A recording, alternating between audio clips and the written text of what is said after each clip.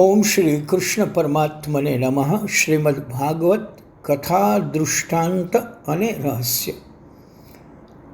હવે પ્રભુ પાસે કંઈ બોલવાનું રહ્યું નહોતું. ગોપીઓના વચનોથી ઈશ્વરની પણ હાર થઈ. તેથી મહાપ્રભુજીએ ગોપીઓના આ વચનોનો જય જયકાર ગાયો છે. તાસામ વાચા જયંતી. ભગવાનની કોઈ ઠેકાણે હાર નથી થઈ. પણ ગોપીઓ સાથે વાત કરવામાં ભગવાનની હાર અને ગોપીઓની જીત દેખાય છે. ગોપી એક એક શબ્દ એવો બોલે છે કે પરમાત્માની હાર થઈ હોય એવું લાગે. એક મહાપુરુષે તો એવું કહ્યું કે ગોપીના એક એક શબ્દને વંદન કરવાનું મન થાય છે કે જે શબ્દથી ગોપીઓ ભગવાનને હરાવે છે.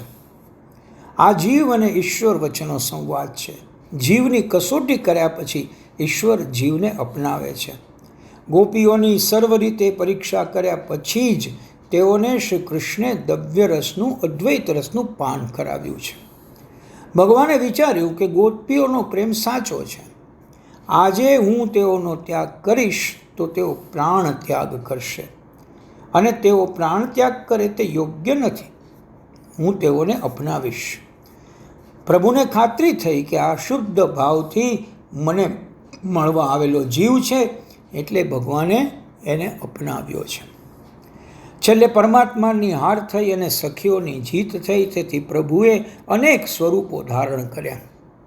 પ્રભુએ જેટલી ગોપીઓ છે તેટલા સ્વરૂપ ધારણ કર્યા. રાધા માધવને ઘેરીને અષ્ટ સખીઓ ઊભી છે અને તેને ઘેરીને બીજી ગોપીઓ ઊભી છે. પ્રત્યેક ગોપી પાસે એક એક સ્વરૂપને રાખી રાસનો આરંભ થયો છે. અષ્ટ સખીઓ સેવામાં હાજર છે. હજારો જન્મથી વિખૂટો પડેલો જીવ પ્રભુને સન્મુખ આવ્યો છે. ગોપી કૃષ્ણના સન્મુખ આપી છે. પ્રભુએ છાતી સાથે મેળવીને આલિંગન આપ્યું છે. ગોપીઓને પરમાનંદનું દાન કર્યું છે.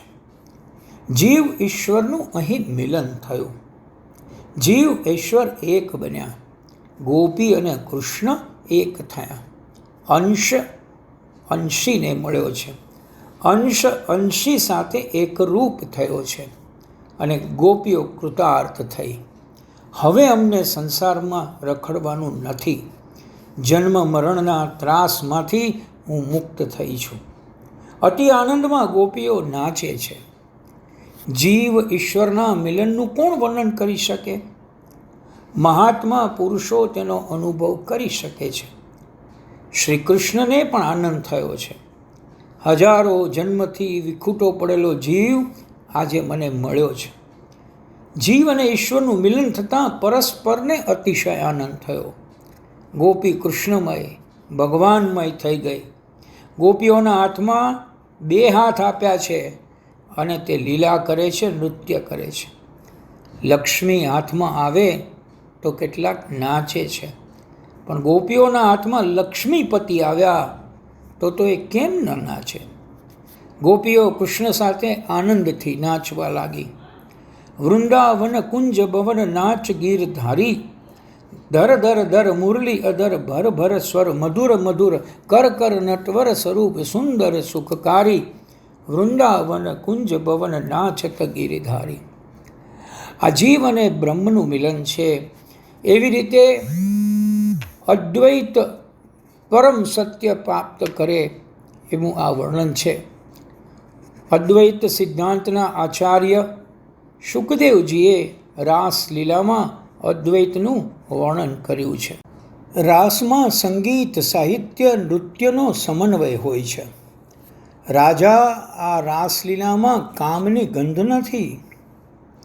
રાસલીલા ખુલ્લા મેદાનમાં થયેલી છે અને દેવો, ગંધર્વો, નારદ, બ્રહ્મા રાસલીલા જોવા આવ્યા છે. બ્રહ્માદિક દેવો રાસલીલાના દર્શન કરવા આકાશમાં આવ્યા છે. રાસલીલાના દર્શન કરતાં બ્રહ્માજી વિચાર કરવા લાગ્યા કે શ્રી કૃષ્ણ અને ગોપીઓ નિષ્કામ છે. ગોપીઓને દેહભાન ન થાય છતાં એવી રીતે લીલા કરવાથી મર્યાદાનો ભંગ થાય છે એવું બ્રહ્માજીને લાગ્યું. એ રાસલીલાથી નારાજ થયા.